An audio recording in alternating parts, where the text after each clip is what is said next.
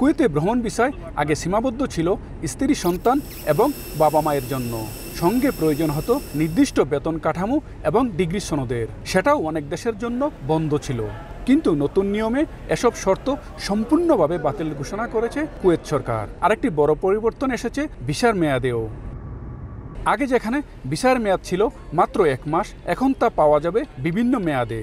1 মাস, 2 মাস, 3 মাস, এমনকি 1 বছর পর্যন্ত।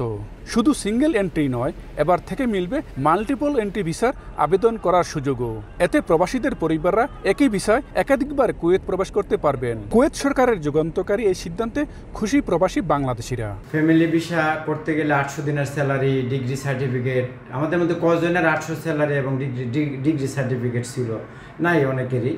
তো আলহামদুলিল্লাহ কুয়েত সরকারের নতুন কানুন, নতুন সিস্টেম করাতে আমাদের প্রবাসীদের জন্য সুখবর। আমরা এখন অ্যাভেলেবেল ভিসা আনতে পারবো। ভালো একটি সুযোগ দিয়েছে কুয়েত সরকারের জন্য, কুয়েত সরকারকে ধন্যবাদ। যে আগে স্যালারির একটি ফর্মালিটি ছিল এবং অন্য আরও কিছু ফর্মালিটি ছিল, এই কারণে অনেকজনের ফ্যামিলি নিয়ে আসতে পারতো না।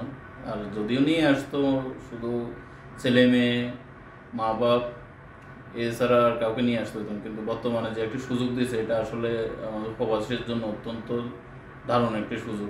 আবেদনকারীকে কুয়েতের তথ্যসহ কুয়েত ভিসা নামে প্ল্যাটফর্মের মাধ্যমে প্রয়োজনীয় কাগজপত্র অনলাইনে জমা দিতে হবে। এক্ষেত্রে জন্ম সনদ এবং কিছু ক্ষেত্রে সম্পর্ক প্রমাণের জন্য বিবাহ সনদ প্রয়োজন হবে। তবে সব কাগজপত্র অবশ্যই আরবিতে অনুবাদ করা থাকতে হবে। নতুন এই নীতিমালায় বিস্তারিত তথ্য এবং আবেদন প্রক্রিয়া কুয়েতের স্বরাষ্ট্র মন্ত্রণালয়ের ওয়েবসাইটে পাওয়া যাবে। মঈন সুমন, সময় সংবাদ, কুয়েত।